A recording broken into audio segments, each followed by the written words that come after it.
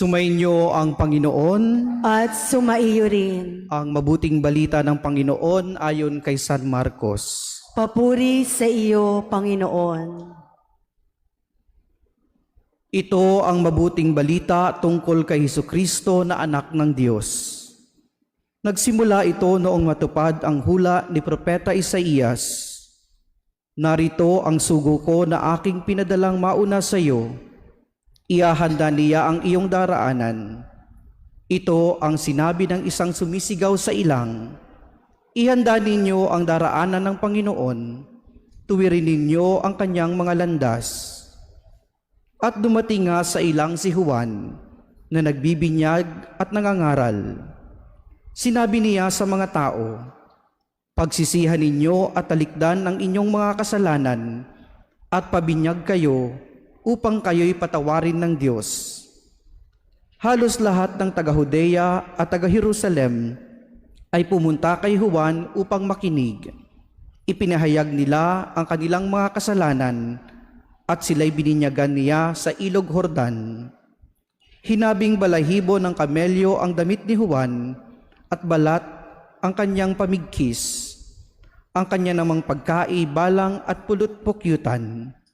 Lagi niyang sinasabi sa kanyang pangangaral, darating na kasunod ko ang isang makapangyarihan kaysa sa akin, ni hindi ako karapat-dapat magkalag ng tali ng kanyang panyapak.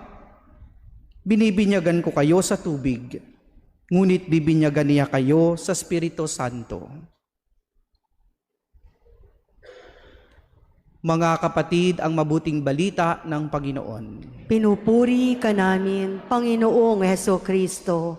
Magsiupo muna po ang lahat. Isang pinagpalang tanghali po sa ating lahat. Good afternoon.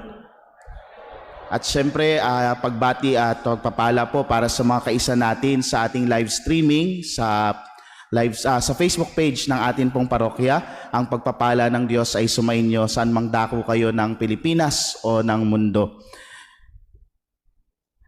May mga hindi inaasahang bisita si nanay. So, nagluto siya ng kung ano mang meron sa kanyang eskaparate. Alam niyo ba eskaparate, mga kabataan? Alam niyo yon? Cabinet, no? Eskaparate. At nakita niya yung spaghetti pack. Kaya nagluto ng spaghetti si nanay. Kaya nung naluto na, inihain niya ito. Sabi niya, pagdamutan nyo na. Ito lang yung meron kami sa aming na maihahain sa inyo. Spaghetti. Hindi ko rin makita kasi yung keso, sabi niya. No? Sabi nung nanay. Kaya pagpasensyahan nyo na, walang keso. Narinig nung kanyang anak yung problema ng nanay na walang keso. Kaya nung narinig niya yon, tumayo siya, umalis muna saglit sa kapagkainan. Pagbalik niya, may dala-dala na siyang keso. Sabi niya, Nay, ito po yung keso. Sabi ng bisita, o tignan mo na, mas malinaw pa yung mata mo kaysa sa nanay mo, nakita mo yung keso. No? Very good ka, iho, very good. Sabi niya ganon. Teka, saan mo ba nakita yung keso? Sabi niya ganon. Opo, nakita ko nandun po, pampain namin sa daga. Ano? Mahilig tayo maghanda. Tayong mga Pilipino, no? At sanay tayo sa mga pagtanggap ng bisita. At bilang isang bansang kilala bilang hospitable country, no? Talagang naghahanda tayo. Ayaw natin nang napapahiya sa mga bisita. Nais natin palagi silang naaasikaso, palagi silang nafe-feel at home. Tama? No? Ano nga ba ang mga paghahandang mga ginagawa natin sa buhay at ano ang karaniwan sa mga ito? Sa mga birthdays, anniversaries, kagaya ng ipinagdiriwang namin ngayong magkakabatchmate na pari, naghahanda at nag-iipon tayo para may maihanda tayo sa mismong araw. Diba? Kapag ka naman po sa kasalan, ilang taon, ilang buwan na paghahanda ito, no? Para sa mga isusuotin. Ngayon, ang dami na pong mga pakulo. magpapadala ng mga save the date, may mga prenuptial o prenup na mga pictures na makikita mo na ikakasal na pala sila. Hindi ba? Maraming mga paghahanda. Saan pa? Sa mga examinations at mga tests para pumasa, lahat gagawin natin para makapaghanda. Na nakakalungkot yung iba kahit naman daya na, para lang makapasa. Huwag naman sana.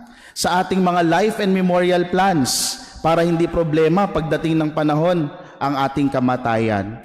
Ngunit, kung titingnan natin ang lahat ng paghahandang ito, nawawalan ng saysay dahil nakakalimutan natin yung tunay na rason kung bakit natin ginagawa yung mga paghahandang ito. Kasi, ang nangyayari, short term yung ating paghahanda. Ano nga ba ang dapat? Sa birthday, hindi lamang para magkaroon ng handa, kung hindi sa pagsapit ng araw ng kaarawan, yung pagpapasalamat sa Diyos, at yung hilingin natin na gawing kaaya-aya yung ating buhay. Sa kasalan, hindi lamang yung mismong araw ng kasal. Sabi nga, hindi ba? Wedding is one day, but married life or marriage is forever. Sa kasalan, ang panghabang buhay na karakter ng pagsasama ng mag-asawa, yun ang dapat mas pinaghahandaan. Sa exams, hindi lang yung para makapasa sa mismong araw ng exam, pero yung foresight mo doon sa ano ba yung nais kong maatim o maabot pagdating ng panahon, di ba? Maging profesional at makatulong sa aking bayan, lalo na sa mga nangangailangan. Sa life plan, para asikasuhin, di lang yung mga gagamitin mo pag ikaw ay buburol na o ililibing na, kung hindi yung pangkabilang buhay. Di ba? Hindi lang sa buhay na ito, kung hindi sa pangkabilang buhay. Mga kapatid, sa panahon ng Adbyento, lalo ngayon, nasa 2nd linggo na po tayo ng ating paghahanda para sa Kapaskuhan. Ano nga bang klaseng paghahanda ang dapat nating isaalang-alang? 2 bagay na nais ko pong i-take home natin bilang ating pagninilay. Una, yung paghahandang panghabang buhay. Kapag sinabing habang buhay, madalas na naiisip lang natin yung buhay sa mundo. Kaya ang madalas na paghahanda, puro pisikal. Yung kagandahan, yung suot, itsura, postura, at kung ano-ano pa. Kailangan maganda ako, kailangan banat yung kutis ko, parang Korean glass skin, yung mga ganon, Kailangan mabango ako, kailangan magandang pananamit. Pero pinapaalalahanan tayo sa 2nd pagbasa, Therefore, beloved, since you await these things, be eager to be found without spot or blemish, walang bahid, walang dungis before the Lord. Sa pagharap natin sa Diyos, hindi naman tatanungin kung anong mga brand o anong itsura mo nung nabubuhay ka sa mundo. Ang tatanungin lang naman sa atin, paano natin ginugol ang ating buhay at namuhay ba tayo sa kabutihan at sa kabanalan. Mga kapatid, itong unang paalalang ito, yung paghahanda ng panghabang buhay, ay pagtuon sa paghahanda na hindi lamang dito sa mundo, kung hindi doon sa buhay na inaasahan natin. Hindi lamang panlabas ang dapat kawilihan nating ayusin, kung hindi aayon natin ang ating mga buhay sa kung ano ang ninanais ng Diyos para sa atin. Ang mamuhay sa katuwiran, sa kabutihan, at mamuhay sa pagmamahal. Pangalawa, bukod po sa paghahandang panghabang buhay, dapat yung paghahanda natin merong pagbabalik loob. Pagbabalik loob. Sa ating ebanghelyo, maririnig natin si Juan Bautista. At ang kanyang panawagan, simple, magbalik loob. It is a call for repentance, pagsisisi sa mga kasalanan, pagbabagong buhay. Isang napakagandang pagsasalin po sa ating mga Pilipino yung conversion o yung pagbabagong buhay yung salitang pagbabalik loob.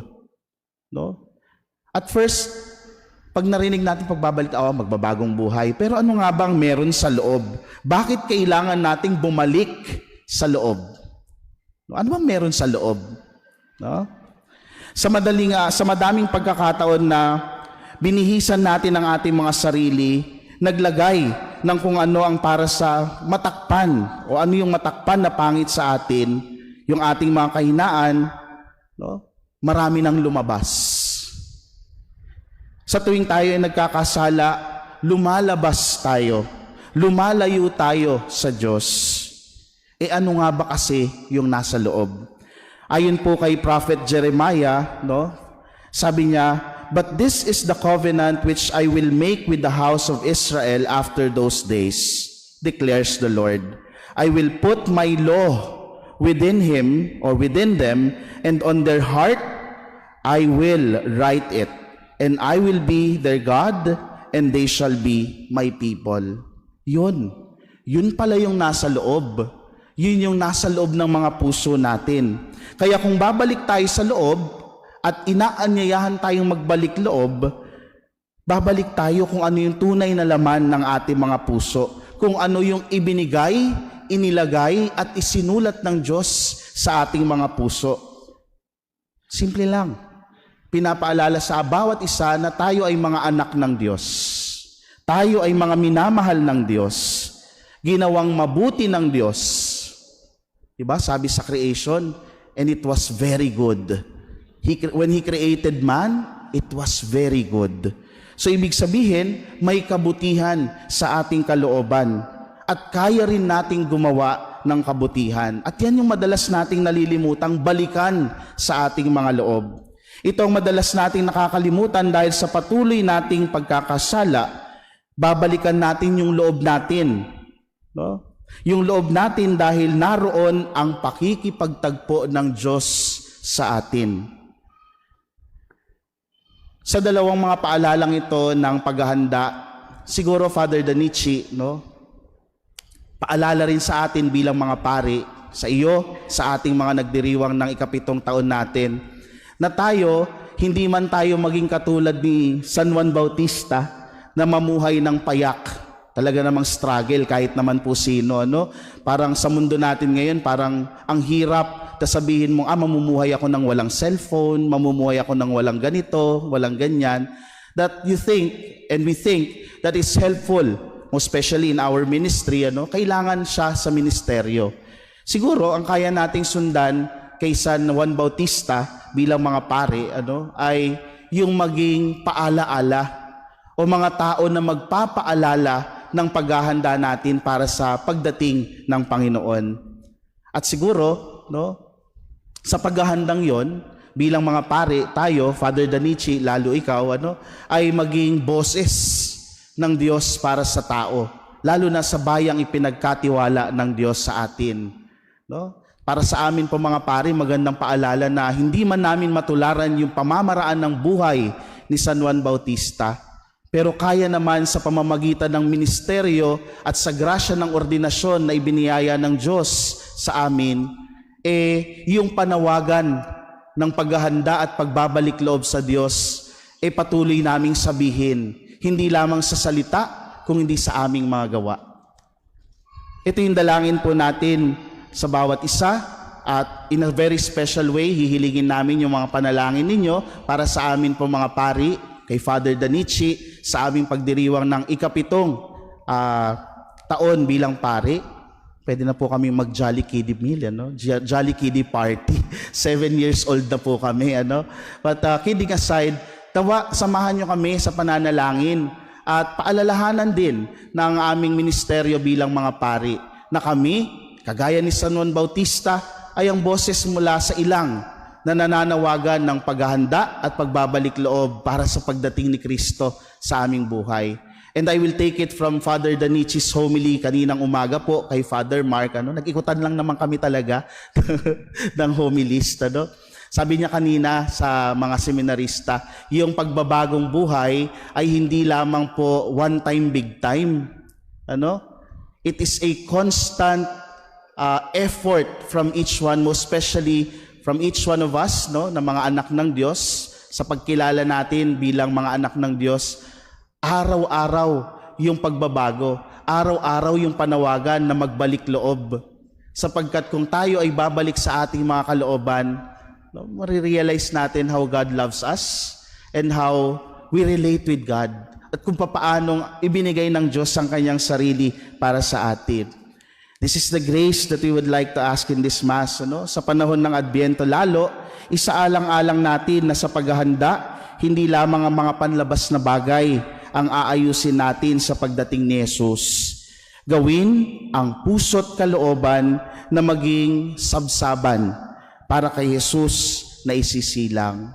At hiling ko po, bukod sa panalangin para sa aming mga pari, sana huwag kayong magsawa na kapag nagsasalita si Father sa pulpito, kahit na meron kayong medyo hindi magandang experience sa mga pari, pero kailangan namin gawin bilang mga pari, sapagkat kami ay parang si San Juan Bautista.